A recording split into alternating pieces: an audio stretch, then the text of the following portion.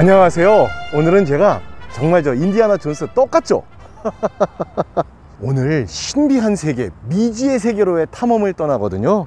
무려 35만 년 전으로 시간여행을 갈 겁니다. 이 한반도에서 인류가 처음으로 살았던 곳은 어디일까요? 그곳은 과연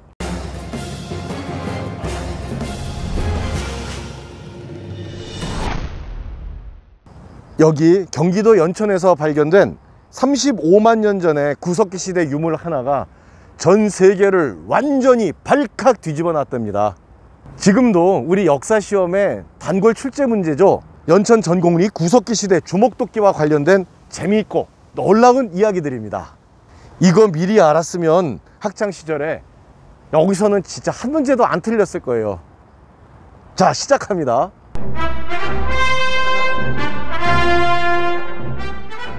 먼저 놀랍고도 재미있는 사실은요, 이런 역사적인 대발견이 완벽한 우연에서 시작됐다는 겁니다. 이 한탄강에 애인하고 데이트를 하러 온 미군 병사 한 명이 야, 이거 참 이상하게 생겼네 하면서 죽은 그 돌멩이 하나에서부터 인류 역사를 새로 쓰는 이 일대 사건이 시작됐다는 겁니다. 바로 이 사람이죠. 미군 병사 그렉 보웬, 바로 이 사람입니다. 근데 이 돌멩이가 전기 구석기 시대 최고 걸작품 주먹도끼라고들 합니다.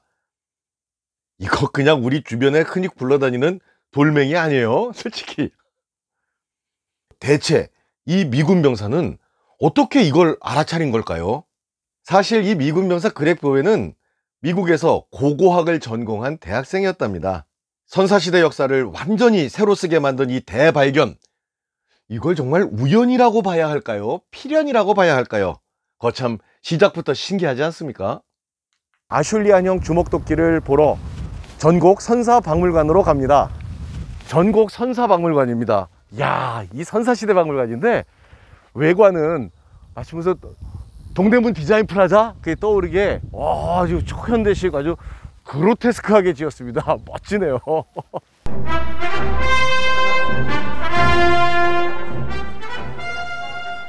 자, 이겁니다. 이게 바로 전기 구석기 시대 최고 걸작품이라는 아슐리안형 주먹도끼. 언뜻 보면 여전히 그냥 돌멩이입니다.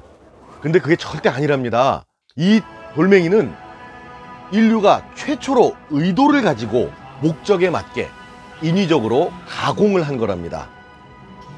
전체적으로 대칭과 균형을 맞추면서 위쪽은 다소 둥글게, 아래쪽은 뾰족하고 날카롭게 돌을 떼내면서 다듬은 거라죠. 그래서 이렇게 손에 딱 잡히게 그립감 좋은 도구가 된 거고요. 날카로운 아랫부분은 기능이 아주 다용도라고 합니다. 이 주먹도끼로는 찍고 자르고 썰고 가죽도 벗기고 뭐 이런 아주 다양한 작업을 할 수 있다는 거죠. 동북아시아에서 최초로 이곳 연천에서 주먹도끼가 발견되기 전까지는 세계 고고학계에 정말 어마어마한 편견이 있었답니다. 아슐리안 주먹도끼라는 이 전기 구석기 시대의 최첨단 도구는 유럽과 아프리카 쪽에서만 썼다, 즉 제대로 된 전기 구석기 문화가 동아시아 쪽에서는 없었다, 이런 학설이 지배적이었답니다. 쉽게 말해서 동아시아 쪽은 까마득한 옛날인 이때 구석기 시대부터 애저녁에 이미 유럽 등 서양 쪽보다 뒤처져 있었다, 이런 얘기를 하죠. 근데 연천에서 이 동북아에서 정말 완전히 똑같은 주먹도끼가 나왔으니까 세계가 완전히 발칵 뒤집어진 거죠. 문화적 우월성에 대한 편견, 이런 게 단박에 깨져버린 실로 역사적인 일대 사건이고 위대한 발견이 아닐 수 없습니다. 근데 솔직히 제 생각에는 이게 뭐 100~200년 전 얘기도 아니고 몇십만 년 전 이야기잖아요. 100배 양보해서 만에 하나 설령 정말 그랬다 손 치더라도, 아니 몇십만 년 전인데 그때 뭐 어디가 좀 앞섰네 뒤쳐졌네, 이게 뭐 이렇게 얼마나 중요한 걸 따지는 건지는 진짜 잘 모르겠습니다. 근데 이게 생각보다 꽤나 아주 뭐 중요한 그 뭔가가 있나 봅니다. 왜냐면요, 이곳 전곡리 유적 때문에 일본에서는 대참사가 벌어지기 때문입니다. 이 참사는 진짜 정말 그냥 최악입니다. 최악. 우리의 전곡리 주먹도끼처럼 뭔가 그 번듯한 내세울 만한 구석기 유적 하나 없었던 일본, 이것에 대해서 상당한 열등감을 지니고 있었나 봅니다. 그래서인지 고고학에서는 절대 일어나서는 안 되는 일이 벌어지고 맙니다. 유물을 조작합니다.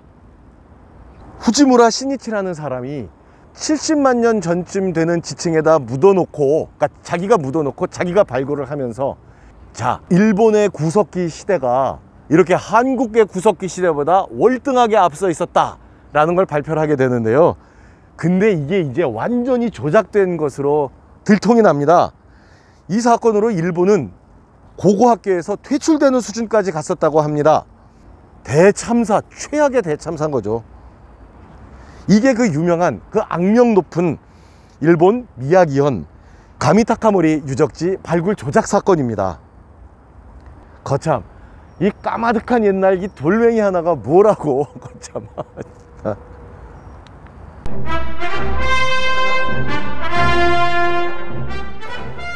45억 년이라는 이 지구의 역사를 1년으로 환산을 한다면 인류가 등장한 때는 언제쯤 될까요?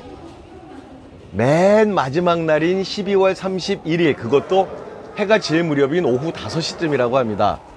이 장구한 지구의 역사에 비할 때 우리 인류의 역사는 참 미미하다는 얘기겠죠.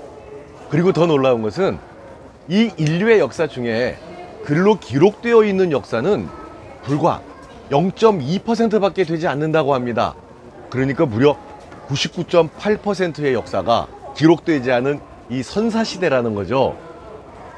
그렇기 때문에 우리는 이런 고고학적인 접근 방식으로 우리의 그 까마득한 옛날 살았던 이야기들을 지금 알아가고 있는 중이라고 하는데요. 글로 남긴 기록이 없을 뿐이지 우리 인류는 이 광활한 지구의 대지 위에 우리가 살아온 이야기들을 이렇게 또렷이 다 기록해 놓고 있다는 생각이 듭니다. 그래서 이곳 연천 전곡리에서는 또 한 분을 꼭 뵈야 된답니다. 바로 지금 이분, 고 김원룡 박사님이시죠. 우리나라 고고학의 아버지라 불리시는 분인데요. 이곳 연천 전곡리 발굴 전체를 총괄 지휘하신 분입니다. 그런데 발굴이 한참 진행되는 중에 안타깝게도 운명하시게 된답니다. 근데 그때 이분의 유언이 자신을 화장해서 이곳 발굴 현장에 뿌려달라고 하셨다는 겁니다.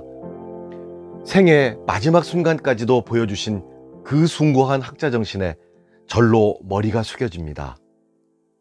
참, 그런데요, 이 유물이 35만 년 전에 썼던 것이다, 이건 도대체 어떻게 할 수 있는 걸까요? 바로 요 위에 발굴 피트에 가면 확실하게 알 수 있다고 합니다. 자, 이렇게 미지의 세계로의 여행은 계속됩니다. 오늘 즐거우셨나요? 즐거우셨다면 꼭 구독, 좋아요, 댓글, 알람 설정해 주시고요. 오늘도 정말 감사합니다. 너무 반갑습니다. 네, 반갑습니다. 예. 꼭 구독해 주셔야 돼요, 오늘. 하신 지 오래되셨어요? 구독할게요. 아, 예, 감사합니다.